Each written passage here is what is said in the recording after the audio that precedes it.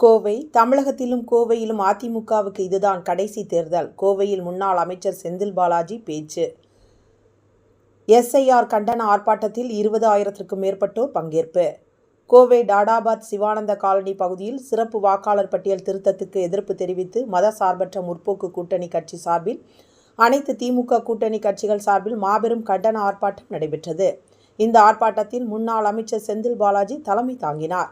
இதில் முன்னாள் அமைச்சர் பொங்கலூர் பழனிசாமி, திமுக மாவட்ட செயலாளர்கள் துரை, செந்தமிழ் செல்வன், தொண்டாமுத்தூர் ரவி, தளபதி முருகேசன், கொங்கு நாடு மக்கள் தேசிய கட்சி தலைவர் ஈஸ்வரன், ஆதித்தமிழர் பேரவை நிறுவன தலைவர் அதேமான், மதிமுக அவைத்தலைவர் அர்ஜுன்ராஜ், இந்திய கம்யூனிஸ்ட் கட்சி மாநில துணைச் செயலாளர் பெரியசாமி, இந்தியன் யூனியன் முஸ்லீம் லீக் மாநில இளைஞரணி துணைத் தலைவர் முகமது யூனஸ், ஆதித்தமிழர் கட்சி தலைவர் ஜக்கையன், தபேதிக பொதுச் செயலாளர் கு ராமகிருஷ்ணன், திமுக தீர்மான குழு செயலாளர் கார்த்திக், மாணவரணி செயலாளர் வழக்கறிஞர் ராஜீவ்காந்தி, மனிதநேய ஜனநாயக கட்சி மாநில துணைச் செயலாளர் எம்.எச். அப்பாஸ் ஆகியோர் கண்டன உரையாற்றினர்.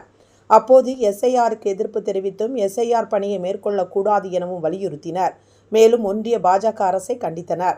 ஆர்ப்பாட்டத்தில் முன்னாள் அமைச்சர் செந்தில் பாலாஜி பேசியதாவது: இந்திய அளவில் எஸ்ஐஆர் குறித்து முதலில் எதிர்ப்பை பதிவு செய்தவர் தமிழக முதல்வர் மு.க. ஸ்டாலின். பாஜக அரசு ஐடி, இடி, சிபிஐ மூலம் தேர்தலில் வெற்றி பெற நினைத்து அதில் தோல்வி அடைந்தது. இதையடுத்து தற்போது எஸ்ஐஆர் மூலம் திருட்டுத்தனமாக வெற்றி பெற நினைக்கிறது. 30 நாளில் 7 கோடி வாக்காளர் படிவங்களை கொடுத்து அதை பூர்த்தி செய்து திரும்ப பெற்று வரைவு வாக்காளர் பட்டியல் வரும் என்றால் அது நிச்சயம் முடியாது என்பது தேர்தல் ஆணையத்திற்கு தெரியும். இருப்பினும் இது போன்ற முன்னெடுப்புகளை தேர்தல் ஆணையம் எடுத்துள்ளது. பீகாரில் 68 லட்சம் பேர் நீக்கப்பட்டுள்ள நிலையில் 21 லட்சம் சேர்க்கப்பட்டனர். நீக்கப்பட்ட 90% பேர் மீண்டும் சேர்க்கப்படவில்லை. இதே போன்ற நிலையை தமிழகத்தில் ஏற்படுத்த பாஜக அரசு முயற்சி செய்கிறது. இந்த எஸ்ஐஆர் பணிகளில் மிக கவனமாக இருக்க வேண்டும். வாக்கு என்பது நம் உரிமை. யார் தீர்மானிப்பது என்பது நமது உரிமை. 2026இல் திமுக வென்றுவிடக்கூடாது என நினைக்கின்றனர். பாஜகவிடம் அதிமுக அடிமையாக உள்ளது. பாஜகவின் பல்வேறு கூட்டணி கட்சிகள் எஸ்ஐஆர் பணிகள் குறித்து கருத்து கூறும் நிலையில் எடப்பாடி பழனிசாமி ஆதரித்து வருகிறார். அடிமையாக இருந்து நாட்டை அடமானம் வைத்தது போல இன்று தமிழ்நாட்டு மக்களின் வாக்குரிமையை பறிக்கும் பாஜக அரசுக்கு அதிமுக துணை போகிறது. அதிமுகவுக்கு தமிழ்நாட்டிலும் கோவையிலும் இதுதான் இறுதி தேர்தலாக இருக்கும்.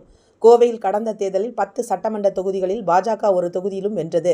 வரும் தேர்தலில் ஒரு தொகுதியில் கூட பாஸ் வென்றுவிடக்கூடாது என்று 10 தொகுதியிலும் திமுக வெற்றி பெற வேண்டும். திமுக ஆட்சியில் கோவையில் பெரியார் நூலகம், தங்க நகை பூங்கா, தொழில்துறை என கோவை வரலாறு காணாத வளர்ச்சியை பெற்றுள்ளது. இங்கு ஒரு அமைச்சர் இருந்தால் எப்படி இருக்கும் நினைத்து பாருங்கள். வரும் சட்டமன்ற தேர்தலில் கோவையில் 10 தொகுதியில் வெற்றி பெற்று சரித்திர சாதனை உருவாக்க வேண்டும். மேலும் எஸ்ஐஆர் நடவடிக்கைகள் ஒன்றிய அரசு முயற்சியை முறியடிக்க வேண்டும். இவ்வாறு அவர் பேசினார். தொடர்ந்து பறிக்காதே, வாக்குரிமையை பறிக்காதே, தமிழர்கள் வாக்கை நீக்காதே, வாக்காளர் பட்டியலில் முறைகேடு செய்யாதே என வாக்கு என் உரிமை, வாக்கை திருடாதே என ஆர்ப்பாட்டத்தில் கோஷங்களை எழுப்பினர். இதில் திமுக மாநகர் மாவட்ட பொறுப்பாளர் செந்தமிழ் செல்வன், மாவட்ட செயலாளர்கள் ரவி, தளபதி முருகேசன், உயர்நிலை செயல் திட்டக்குழு உறுப்பினர் கண்ணப்பன், மாநில சொத்து பாதுகாப்பு குழு துணைத் தலைவர் பொங்கலூர் பழனிசாமி, மாணவரணி செயலாளர் ராஜீவ்காந்தி, மாநில தீர்மான குழு தலைவர் கார்த்திக், நாகராஜன், கோவை எம்பி கணபதி ராஜ்குமார், பொள்ளாச்சி எம்பி ஈஸ்வரசாமி மற்றும் கூட்டணி கட்சி தலைவர்கள், நிர்வாகிகள் என 20,000க்கும் மேற்பட்டவர்கள் ஆர்ப்பாட்டத்தில் பங்கேற்றனர்.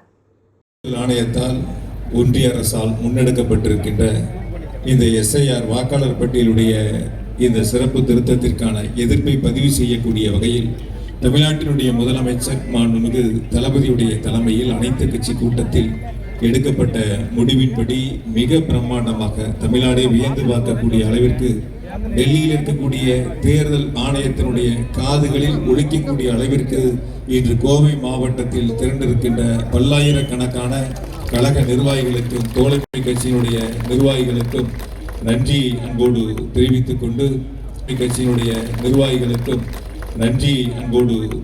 கொண்டு